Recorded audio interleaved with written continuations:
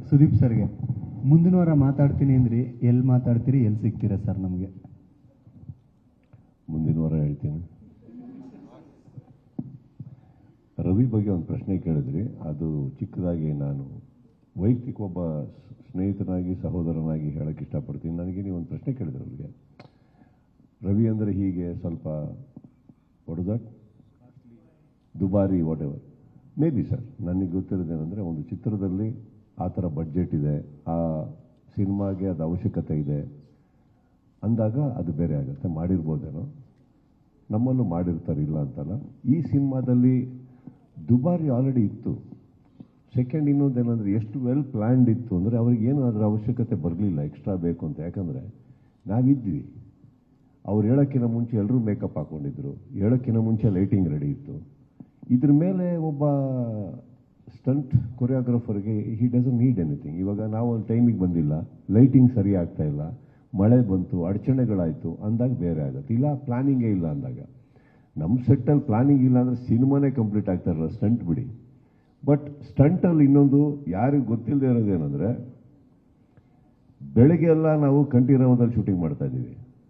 ಅವರು light ಹೌಸ್ದು interior set ಹಾಕಿದ್ದಾರೆ. ಬೆಳಗಿಂದ 4 ಗಂಟೆ 5 ಗಂಟೆ 6 ಗಂಟೆವರೆಗೂ ನಾನು ಅಲ್ಲಿರ್ತಾ ಇದ್ವಿ. 2ನೇ ಯೂನಿಟ್ ಹಾಕೊಂಡು ಅಲ್ಲಿ ಲೈಟಿಂಗ್ ರೆಡಿ ಮಾಡಿರೋರು. ಅಲ್ಲಿಂದ ನಾವು ಕಾರ್ ಹಾಕ್ಕೊಂಡು ಆ ಸೆಟ್ಟಿಗೆ ಹೋಗ್ತಾ ಇದ್ದೆ. ಸೆಟ್ಟಲ್ಲಿ ಹೋದರೆ ಆ ಕಾರ್ ಜರ್ನಿ ಒಳಗೆ ಏನು ನಿದ್ದೆ ಇದೆಯೋ ಅಷ್ಟೇ ನಿದ್ದೆ. ಅದಾದಮೇಲೆ ಸೆಟ್ಟಲ್ಲಿ ಹೋಗ್ತಿದ್ದಾಗೆ ರೆಡಿ ಆದರೆ ಅರೌಂಡ್ 2:30 3 o'clock ಇವರು ಬಿಡೋರು ನನ್ನ. 3 o'clock ಬಿಟ್ಟರೆ ಮನೆಗೆ ಹೋಗ್ತಾ ಇರಲಿಲ್ಲ. ಕಾರಲ್ಲಿ ಸ್ಟ್ರೈಟ್ ಹೋಗ್ತಾ ಇದ್ದಿದ್ದು ಕಂಠೀರವಾಗೆ ವ್ಯಾನಿಟಿ ವ್ಯಾನಲ್ಲಿ ಮಲ್ಗಕ್ಕೆ. ಅಲ್ಲಿ ಹೋದರೆ ಸ್ಟ್ರೈಟ್ ಹೋಗಿ ರೀಚ್ ಆಗೋಷ್ಟೊಳಗೆ 4:15, 7 ಗಂಟೆಗೆ ಮೇಕಪ್ ಹಾಕೊಂಡು ಫಸ್ಟ್ ಶಾಟ್ ಕೊಟ್ಟಿದ್ದೀನಿ. ಇದು ಸತತವಾಗಿ ಒಂದು 6 ರಿಂದ 7 ದಿನ ಕಂಟಿನ್ಯೂಸ್ ಆಗಿ ನಡೆದಿದೆ.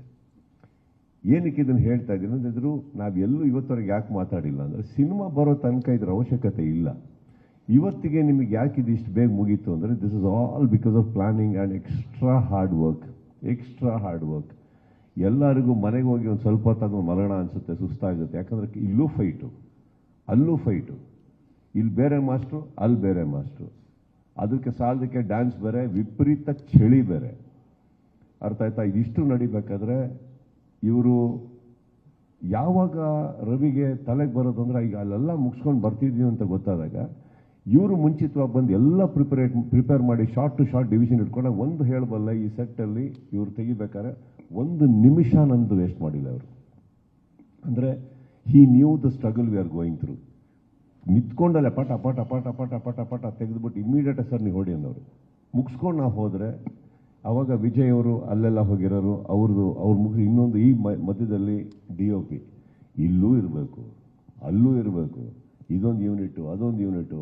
ಅದಕ್ಕೆ ನಾನು ಹೇಳಿದ್ದು, ಶೇಖರ್ ಚಂದ್ರು ಆ್ಯಂಡ್ ವಿಜಯ್ ನಾನು ಲಾಸ್ಟ್ ಪ್ರೆಸ್ ಮೀಟಿಂಗಲ್ಲಿ ಕೂತ್ಕೊಂಡಾಗಲೇ ಹೇಳಿದೆ, ಇವರಿಬ್ಬರು ಮಾಡಿರೋ ಕೆಲಸ ಯಾರೂ ಮಾಡೋಕ್ಕೆ ಸಾಧ್ಯನೇ ಇಲ್ಲ. ಬಿಕಾಸ್ ಎಸ್ಪೆಷಲಿ ನನ್ನ ಸಿನಿಮಾದಲ್ಲಂತೂ ಹೆಮ್ಮೆಯಿಂದ ಹೇಳಬಲ್ಲೆ, ಫಸ್ಟು ಇವರಿಬ್ಬರು ಹೀರೋಗಳು, ಆಮೇಲೆ ನಾವೆಲ್ಲ ಬಂದಿರೋದು. ನಾವೆಲ್ಲ ಆಮೇಲೆ ಶಿವಗೂ ಒಂದು ಸೆಟ್ ಹಾಕೋ ತನಕ ಅವ್ರು ಒದ್ದಾಡೋರು, ಅಲ್ಲೊಂದು ಚಿಕ್ಕ ಗ್ಯಾಪ್ ಸಿಗೋದು. ಅಜನೀಶಿಗೆ ನಾವು ಮುಗಿಸೋ ತನಕ ಗ್ಯಾಪ್ ಸಿಕ್ಕಿದೆ.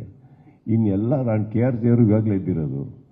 ಅರ್ಥ ಆಯ್ತಾ? ಈಗ ಇರಬೇಕಾದ್ರೆ ನನಗೆ ಗೊತ್ತಿರೋದು ದ 2 people ನನ್ನ ಪ್ರಕಾರ ಎಲ್ಲರಿಗಿಂತ ಜಾಸ್ತಿ ಕಷ್ಟಪಟ್ಟಿರೋದು ವಿಜಯ್, ಚಂದ್ರು. ಅದಾದ್ಮೇಲೆ ನಾವುಗಳು ಬರ್ತೀವಿ ಸರ್. ಆ್ಯಂಡ್ ರವಿ ಬಗ್ಗೆ ನಾನು ಆ ಒಂದು ಪರ್ಟಿಕ್ಯುಲರ್ ಮಾತು, ನನಗೆ ಗೊತ್ತಿರೋ ಹಾಗೆ ಹೀ ಈಸ್ ದ ಮೋಸ್ಟ್, ನಮಗೆ ಗೊತ್ತಿರೋದ್ರಲ್ಲಿ ನಾನು ವರ್ಕ್ ಮಾಡಿದ most well planned human being. Forget stunt.